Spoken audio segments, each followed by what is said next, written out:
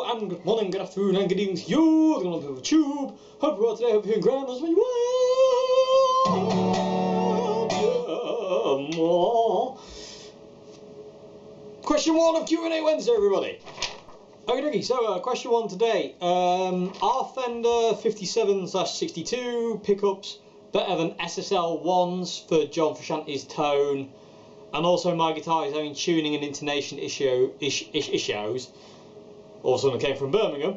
My guitar is having tuning and intonation issues. Should I change my bridge? Right, the first question. 57/62 is better than SSL ones. You can't really go wrong with either for John's tone. SSL ones are great, and older 57/62 pickups are great as well. But one thing you will find that I found is the SSL ones are a lot darker than technically I think a Strat pickup should be. If that makes any sense, that probably sounds really silly, but I love my SSL ones, but they seem to lack a bit of clarity sometimes, especially in the low range, especially on like the E, A and D strings. They seem to be very kind of like very dark. I mean, I have to angle my pickups quite drastically to get rid of some of the low end. So given the choice between the two, in all fairness, my favourite pickup for John's tone are Tex-Mex pickups, the ones I've got in my white Strat. For me, they are the perfect pickup. They're the closest kind of Strat pickup sound I find for John is my Tex-Mex ones. They just have that sound and always have had that sound. There's just something about them. They've got the high end and they've got the low end, and they don't kind of compete.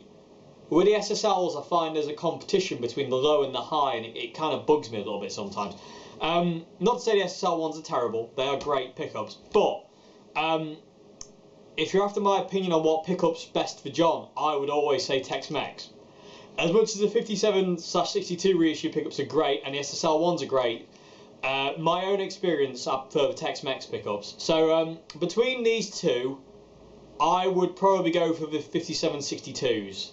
Nothing against the SSLs. The SSLs are brilliant, but like I say, there always seems to be a compromise with SSL ones. There's either too much low end or there's too much high end. I don't know. It could just be the way I play and the way I'm setting up my amps, but they annoy me sometimes in the fact they don't give me the right kind of brightness. If that makes any sense. I don't know. But again, my opinion, you can't go wrong with Tex-Mex pickups. Personally, I think they are absolutely the best Strat pickups.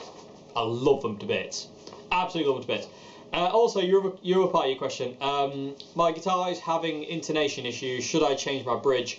No, you didn't actually tell me what guitar you've got. I don't know if it's a Strat or a Les Paul or anything else.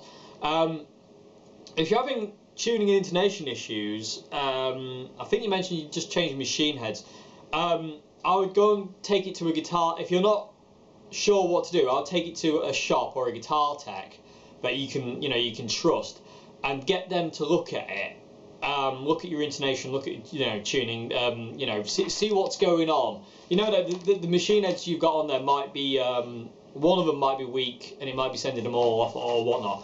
So what I'd recommend you do there is I wouldn't change your bridge. I would leave everything the way it is and just take it to a guitar tech and let them have a look at it and see if there's anything they can see that you kind of you might have overlooked, because I've done that a million times where you're doing something, you're like, guitar isn't working, like, what's going on? It's not working, it's not doing what it's supposed to do, and you take it to somebody else and you go, well, what about that, babe? You tried that? It's like, oh yeah, because as a weird species, we tend to overlook things quite easily, especially if we get annoyed at something as well. If we get really annoyed at something, we tend to miss things all the time. But yeah, anyway, I hope that's answered your question. But like, between the SSLs and the 57/62s, I would go for the 57/62s. And should you change your bridge for intonation issues? No, stick with what you got. Just take it to somebody who you can trust, to look at your guitar and see what they recommend and see what they say. Okay, so I hope that's answered your question. Moving on to question 2 now. Okay, so question 2 today is, would you recommend a Voodoo Labs Pedal Power over daisy chaining when using John Frusciante style pedals, DS2, Ivan Espoir? If so, what difference would it make? Yeah, I would always recommend using a Voodoo Labs pedal power. I reckon the Voodoo Labs pedal power 2 Plus is the best power supply in the world. I just don't. I don't.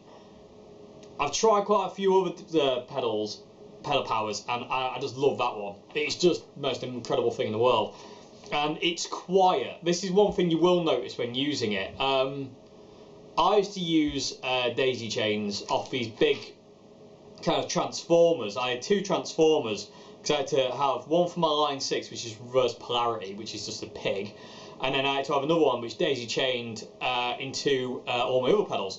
And it was there was always a slight buzz. There was always a slight kind of noise, especially in like certain pubs or club environments. You get the kind of interference.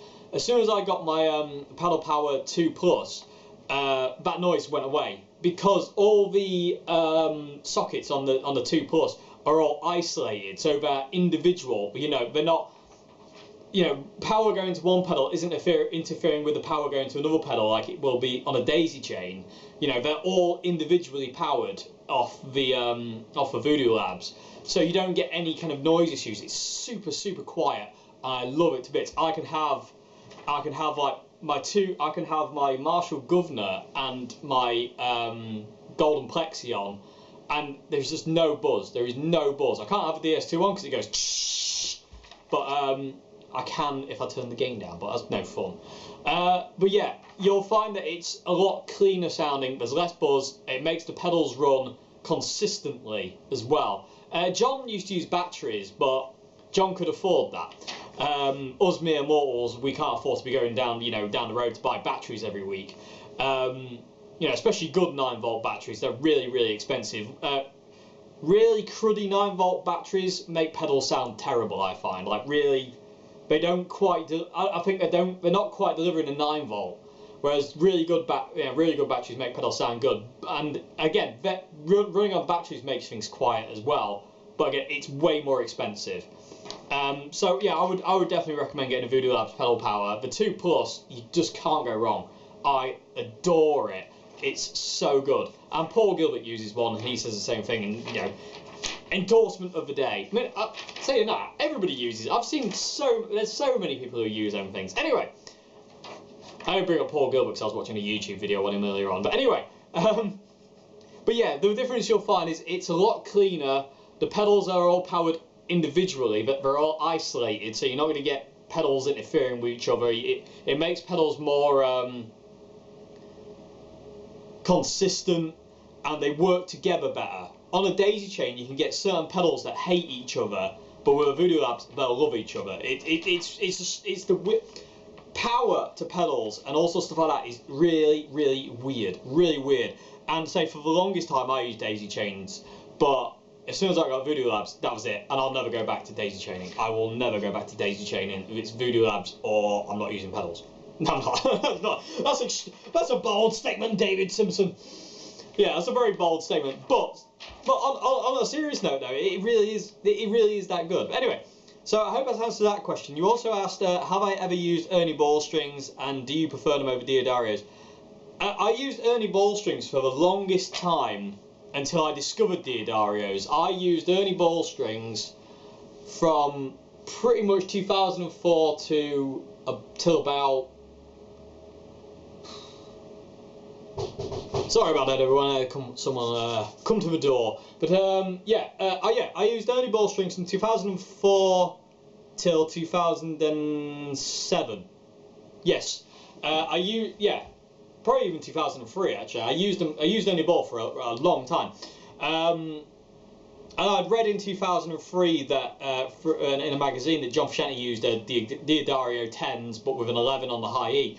And I thought, oh, maybe one day I'll try them. But I'm a creature of habit. I'm one of those people that once it's right, or I feel it's right, and I don't feel the need to change it, if that makes any sense. As soon as I'm happy with what I've got and it works right and it sounds right or whatever and it feels right, then I'm not going to change it. It is what it is, and I don't really want to stray from that. I'm not really a tinkerer or a tweaker of anything, really. I'm not really that kind of.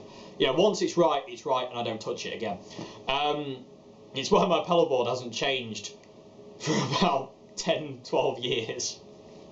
Anyway, but yeah, I used Ernie ball for the longest times. But one day I was in a local guitar shop, and I saw Diodario strings, and I don't, I don't know why. I just thought I'd buy them and try them, just just for a change. Oh yeah, because that was it. Because I'd been breaking loads of, I'd been breaking Ernie ball string. I always broke Ernie ball strings, and they never seemed to last very long.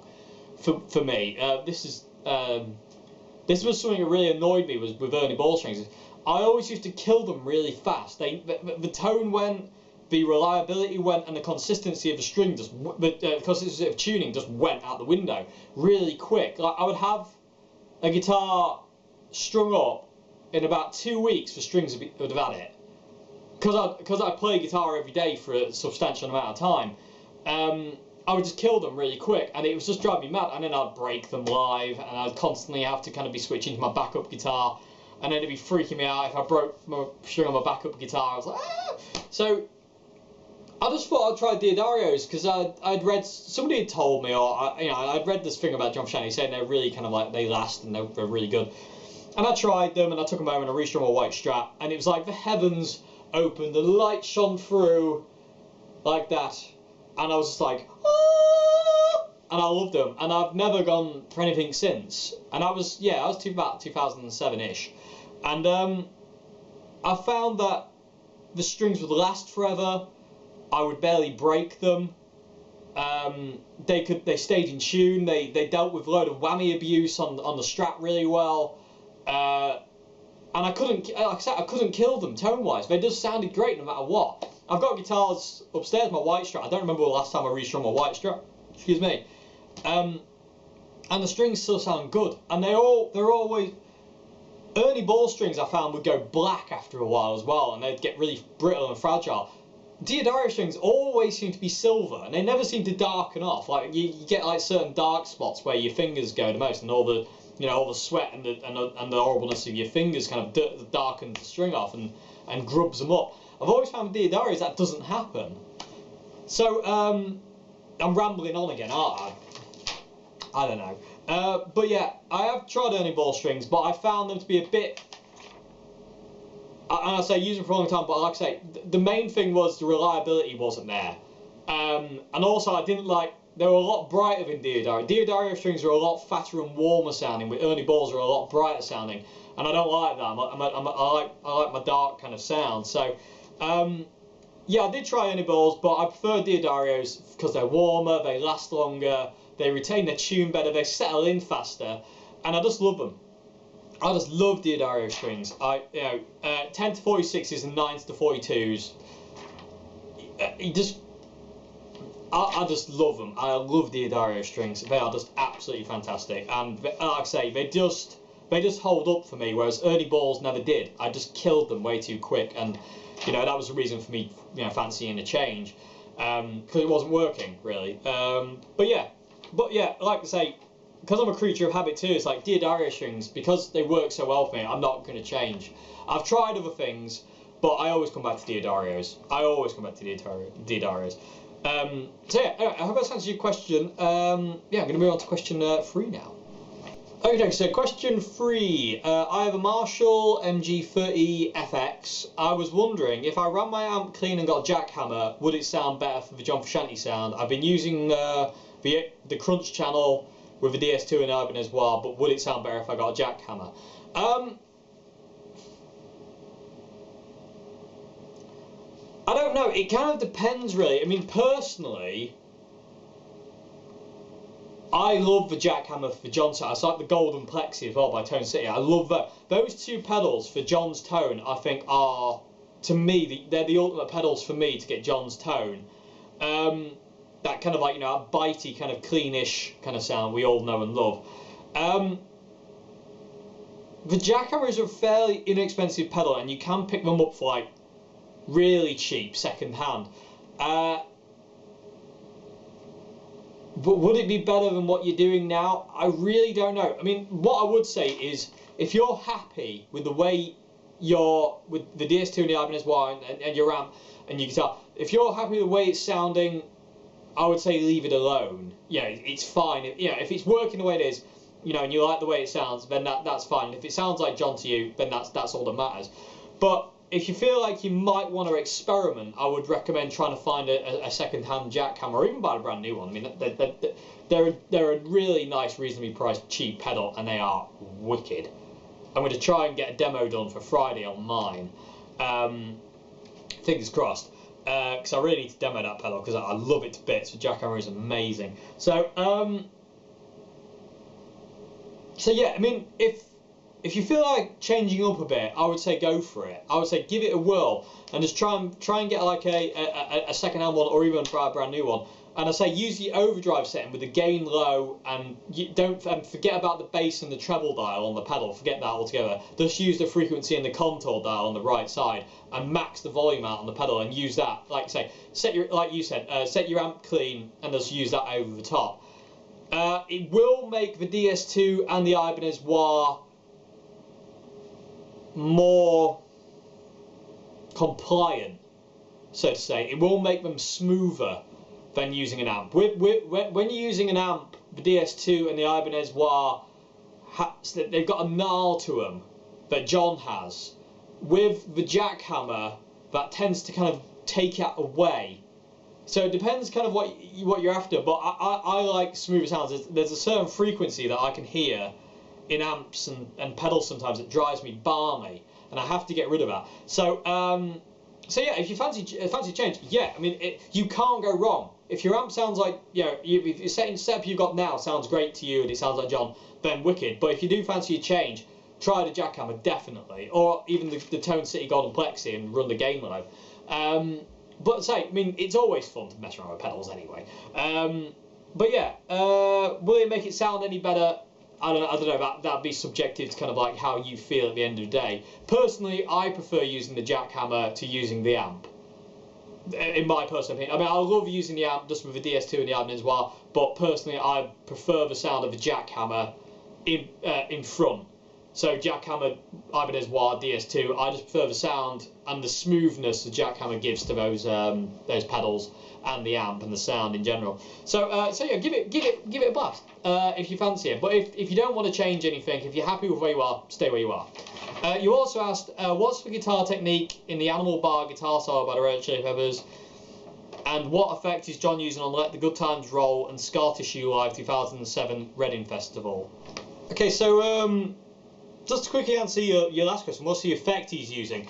It's nothing. It's just the Ibanez Wah and a DS2 and maybe his Mosrite fuzz. There's no other effects really. It's just a distorted tone, and he's got his Ibanez Wah on, which towards the end of the Chili Pepper, his period of the Chili Peppers, 2007, John used his wah pedal every solo. He would use it all the time. John would. He would just, you know, it was. So it's nothing really. I mean, you can just kind of get away. I mean, that's that kind of sound is just, if you haven't got the Mosrite fuzz, and it's not an important pedal, the Mosrite fuzz. I would say the DS2 is ranked. You need to rank the DS2 a lot higher in the chain than a fuzz pedal for John's tone, because the DS2 has that kind of quality anyway, in my opinion. But it's just an Ibanez Wah and a DS2 sound, and a Strat. You know, and that's all it is. There's nothing really else he uses. You know, it's just what it is. And because of the way he runs the DS2 and runs his wah pedal, it sounds like it's got a bit more of a filtery kind of sound. So that's what it is. The guitar technique using Animal Bar. That's that weird kind of. I'll tell you what. Let me plug a guitar and I'll show you what I mean. Okay, so the technique John's using Animal Bar, and I actually have to come back to this in a bit because somebody asked kind of the same question. But it comes from guitarist like Robert Fripp of King Crimson, and what it is, it's kind of playing odd intervals. It's not. It's kind of missing certain notes out. Instead of kind of like, I don't know what this is going to sound. Instead of doing like, you know, your guitar solo like that, you're kind of doing this kind of.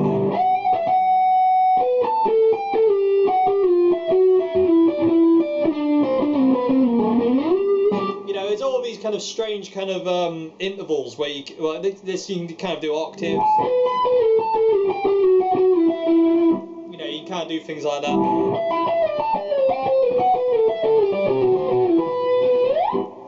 that kind of thing. So basically, a good way of thinking about it is if you take like your pentatonic scale, like say E minor pentatonic,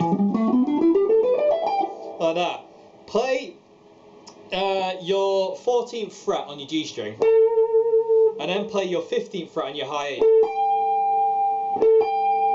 and then slide from your 14th fret on your G string to your 12th fret G string, and then play the 14th fret on your high E, and then with full distortion, you know, you can kind of get that, and also you can kind of like play around with it as well even more. You can do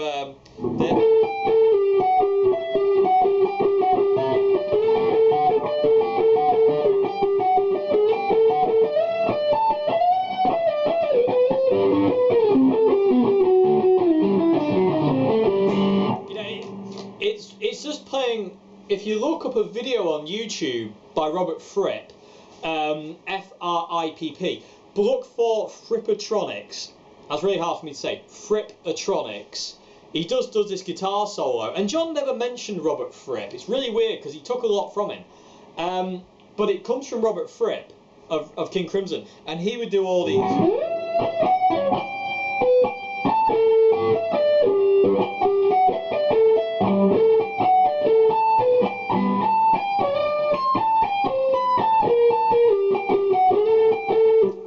Kind of strange kind of intervals of guitar solos, and so that's the technique really. And I say that's kind of like what you can kind of do. You can kind of,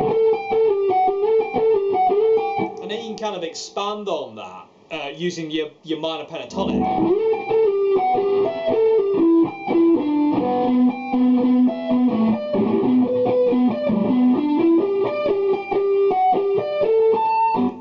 Kind of get a bit really weird with it. Don't know how well that's going to sound. The amp's behind the camera, but yeah, that's the technique. That's what he's doing. It's just kind of like, you know, missing strings out and playing kind of not usual intervals. And I say it all comes from Robert Fripp. So look for Frippatronics by Robert Fripp. It's incredible.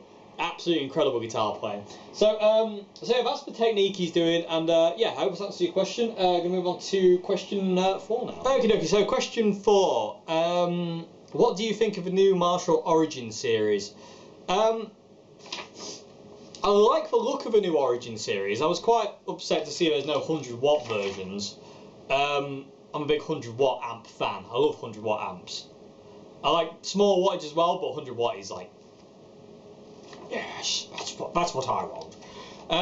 They sound really good. I actually tried one in person, but through demos and stuff, they do sound really, really nice. And I like the way they look. They look really cool. But that's about all I can say, really. I mean, they do sound like a Marshall, which is kind of a weird thing to say because, you know. But they do look really cool, and hopefully, you know, I'll get to have a go on one day. They do look really cool, and I do like the way they sound. And yeah, I mean, they seem to have gone down quite well. I mean, from what I've seen, what I've read, they seem to be received quite well. So yeah, they're really cool. You also asked, could you explain why your original 60s Strat is better than your 60s Road Worn? Surely shouldn't the specs of the guitar be the same? No. This is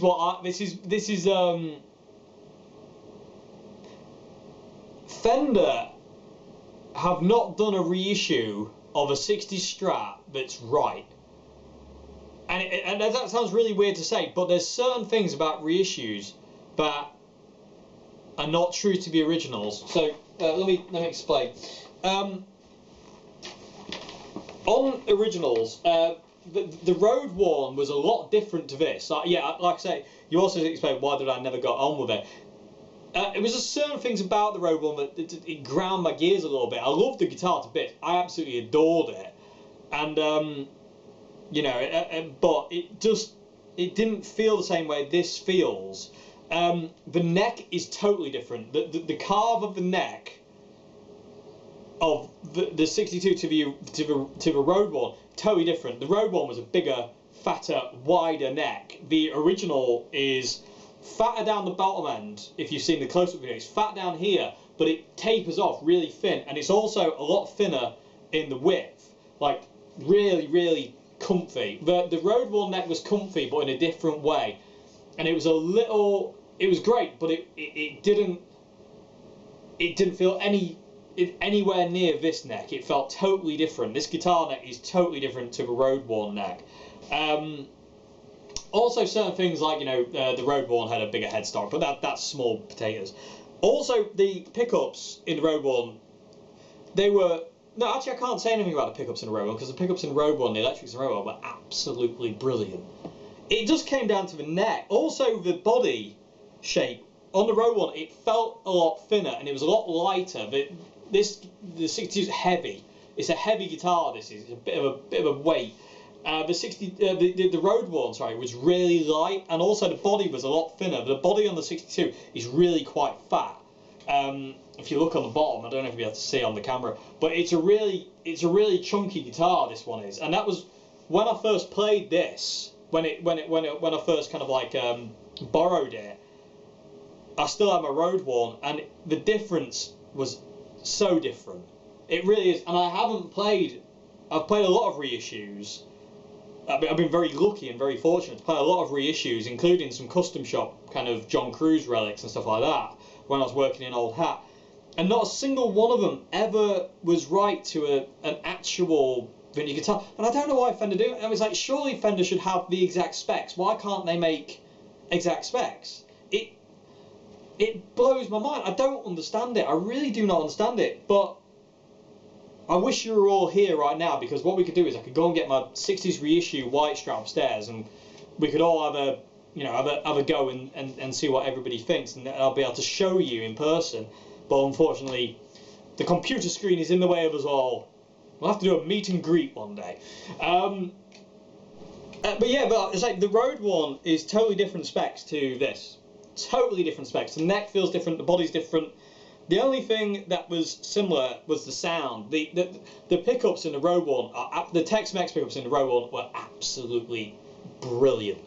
Absolutely brilliant. The only thing I would have liked is a three-way selector. It had a five-way. But that again, small potatoes. Very small potatoes, that is.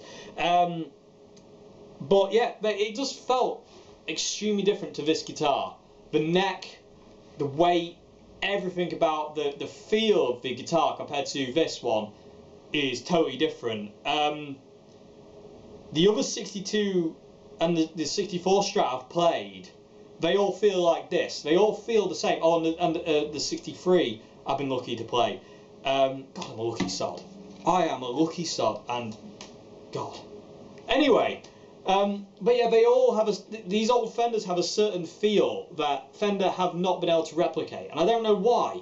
Because surely if anybody can do it, Fender can. It's bizarre. I don't understand it. I really do not understand why their relics and their reissues are not the same as the originals.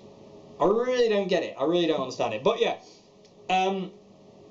this guitar is totally different to road worn. You would think. I mean, the road worn was billed as a kind of like a proper spec 60s reissue, but they weren't the same. They were not the same. They didn't feel the same. They didn't play the same.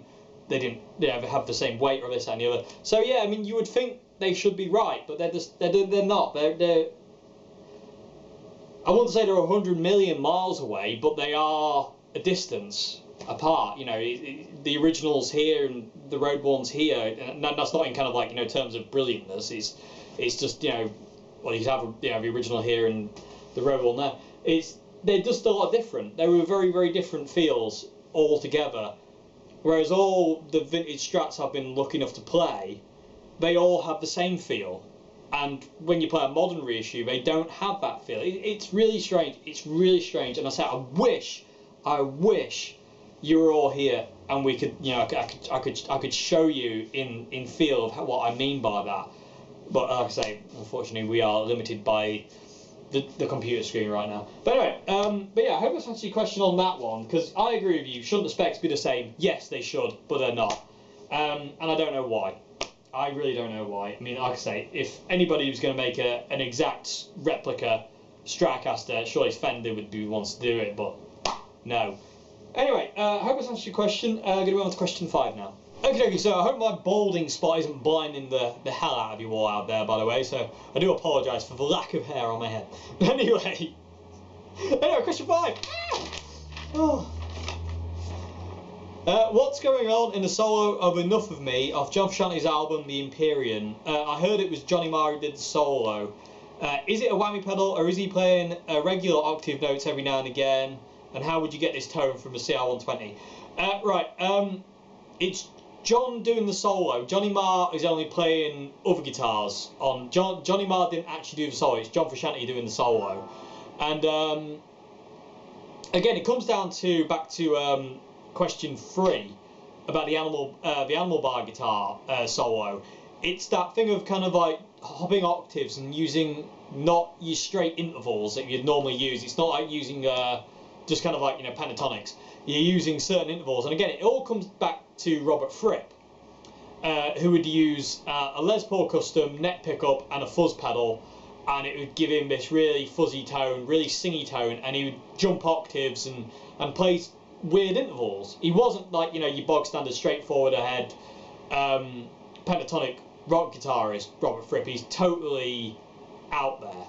He you know, it's so much so he developed his own tuning called New Standard Tuning, which is a very cool thing to look into. I'd recommend everyone look into Robert Fripp's New Standard Tuning. It's really cool, but it's absolutely weird, and how he came up with it, I'll never understand. But yeah, it was John Frusciante did the guitar solo. Johnny Marr just basically did rhythm. He did rhythm on Enough of Me and Central. Remember John saying on Central, Johnny Marr did this harmonic thing that John Frusciante had no idea how he did it or what he was doing. But yeah, the solo of Enough of Me isn't a whammy pedal, and it is kind of random. It's not set. I can imagine it's just John playing what he feels like he always did. It's not set. It's not written. It's not structured. He's just doing what he does. I mean, coming back down to that thing again, it's all neck pickup, and it's a lot of distortion, a lot of gain. It was probably a DS2 and a fuzz maybe together, or just a DS2, or just a fuzz, or the English muffin. I don't know. It could have been anything. We'll never probably actually know what he exactly used. But it is that kind of thing of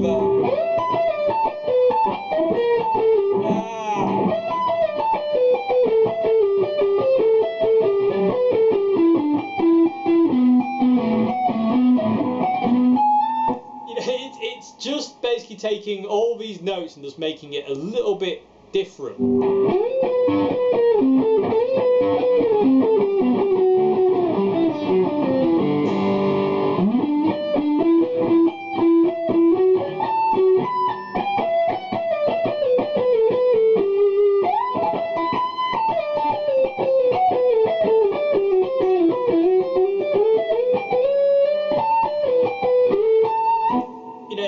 It's kind of strange, but Enough of Me is a bit more random than that. It is kind of like...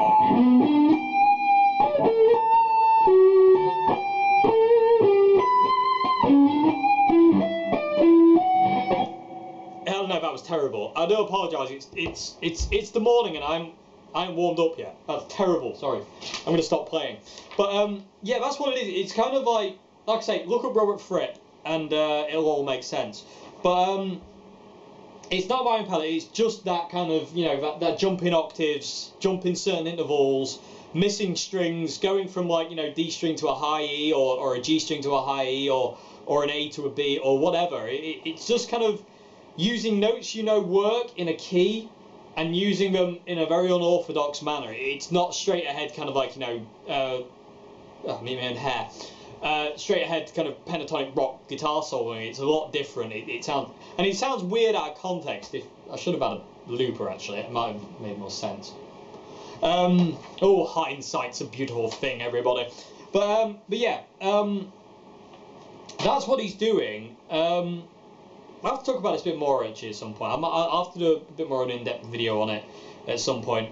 How would you get this sound out of a CR120? What I would do is I would crank the gain max on the dirty channel, crank the gain max, crank the volume max, and turn treble and middle all the way down, and I would have bass at 2. So I wouldn't have any treble or middle, I'll just have them on 0, and I have a bass at 2, gain all the way up, volume all the way up, and I'd probably have reverb on about 3, just to kind of give it some space to kind of live in. So yeah, that's how I would get the tone out of it. It would just give, and oh yeah, neck pickup on a Strat as well. It sounds like a Strat to me, but again, it could have. John did use an SG on the Empyrean. It could be an SG, but again, we'll never know. And I remember in an interview with John, talking about the Empyrean, and he was talking about the guitar solo in Central, and John couldn't remember if he used a Strat or he used an SG. So we'll never know. But I would say it's neck pickup really, wide open on the guitar, don't touch your tones, just leave everything flat out, neck pickup, CR120 dirty channel, and if you're not using CR20, use as much gain as you can on a neck pickup and make it as dark as possible and as fuzzy as possible. But yeah, I hope that's explained that. Anyway, it's quite hard to explain. I hope that does make sense. But I say, is John doing the guitar solo on enough of me? Yeah, okay, so I'll move on to final question today, question 6 now. Okay, so final question today is, besides playing guitar, what do you do in your free time? Right, in my free time, other than playing guitar, it's kind of all I do. It is literally all I do. It's all I've ever wanted to do since I first picked up a guitar in 2002. It's all I've ever wanted, is to be able to make music and play guitar and just play it how I feel. That's all I've ever wanted to do. But outside of that, I mean, I like to play computer games. I'm a big survival horror computer game nut. I'm a big Resident Evil, Silent Hill fan. I also like games like Metal Gear Solid and stuff like that. Bit weird, but yeah, I've always loved computer games. I've always been a lot of computer games, and back when I was at school and things weren't going very well, that was my escape. I could escape into these other worlds. So before guitar became my saviour, computer games were my saviour, so to say. They kind of kept me sane-ish. So yeah, I mean, I love playing computer games. Again, that's something I do. I like kind of going out and about. I like driving around. I just like kind of like, you know, just rambling around really. You know, just I don't know. But most of my time is spent making music and playing guitar. It's just what I love doing. It's just it's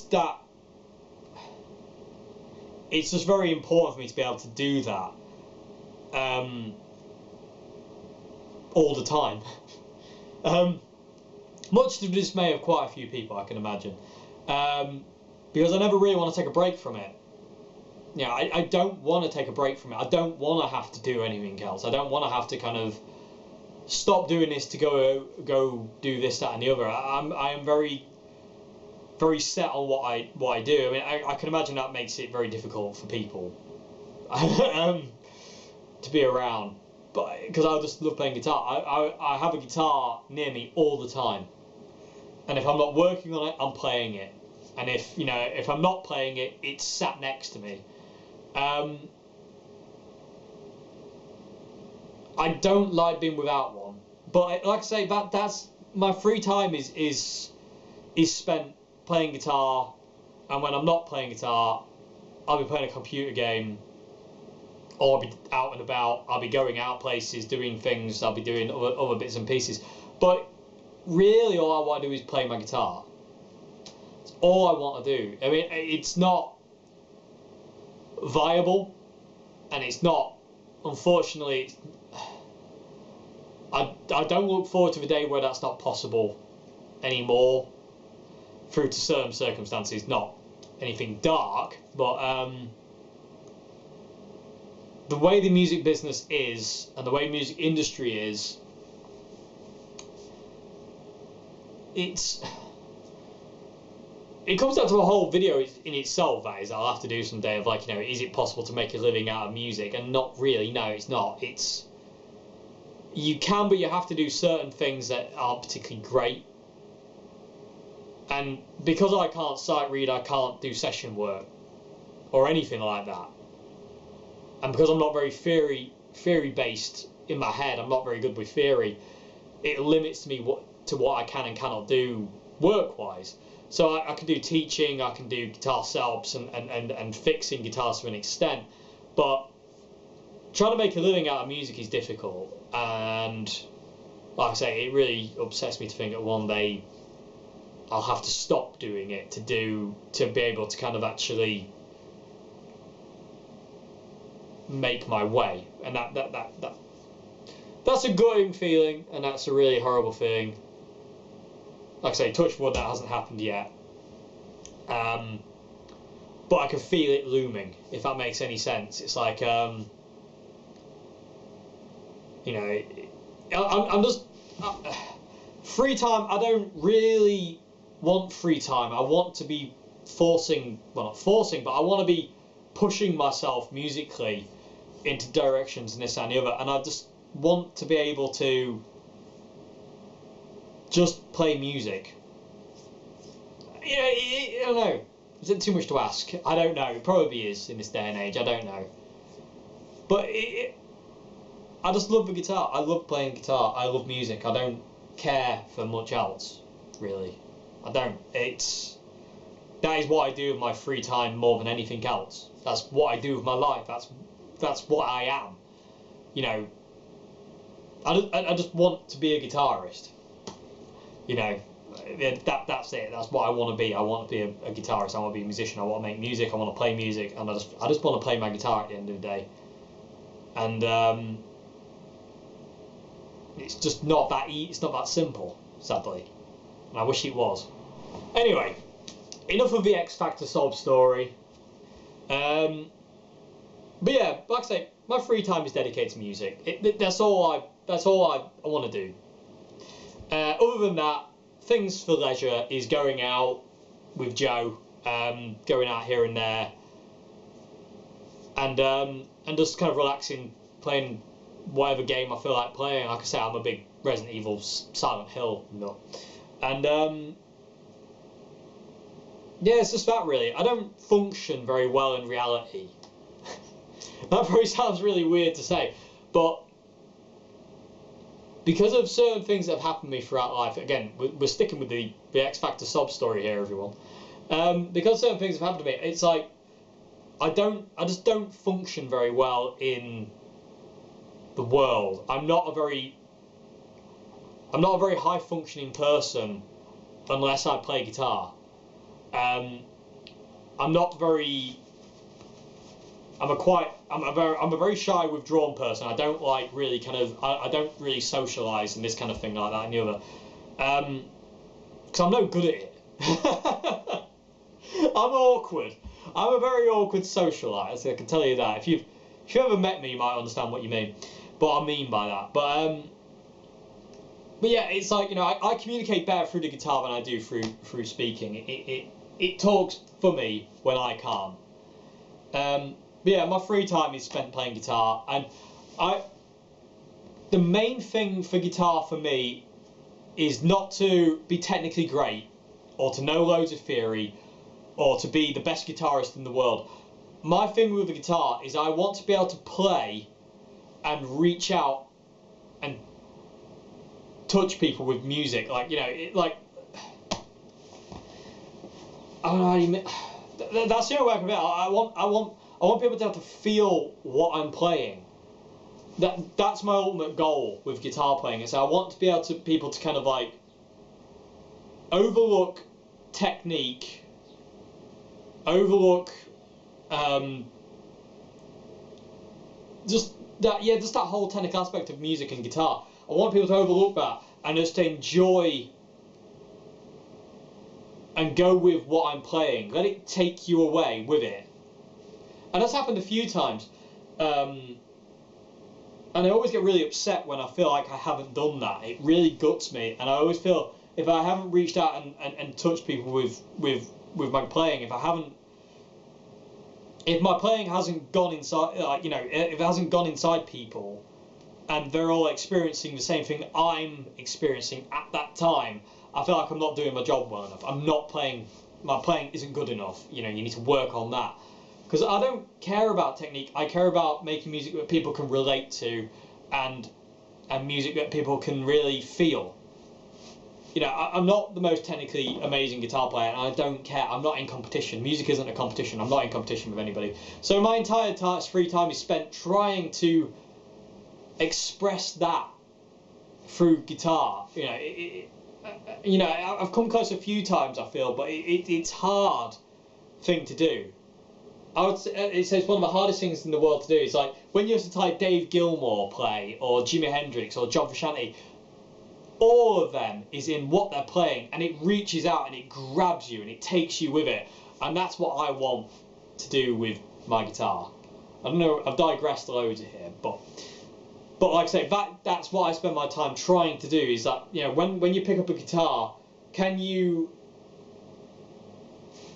take people with you? Can you make people feel what you're feeling at that point and take them with you on that ride? So when they're listening to you do a guitar solo, can they feel what you're putting across? Is it angry? Is it aggressive? Is it sad? Is it happy? Is it, you know, whatever? You know, do they feel that? And that's my goal, because all my heroes can do that, and I don't feel I'm not good enough to do that yet. You know, and that's fair enough. So that's my goal.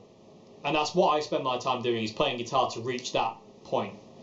You know, I don't want to sit there and shred.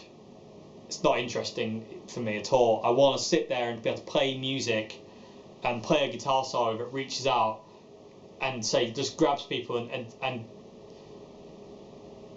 gives them something to feel, either their own feelings or their relatable feeling, and makes them feel, I don't know, either not alone or feel good about themselves or just enjoying it like for what it is. I don't know. This is rambling on. Anyway, hope that's answered your question on question 6. Anyway, let's get off the X Factor sob story now.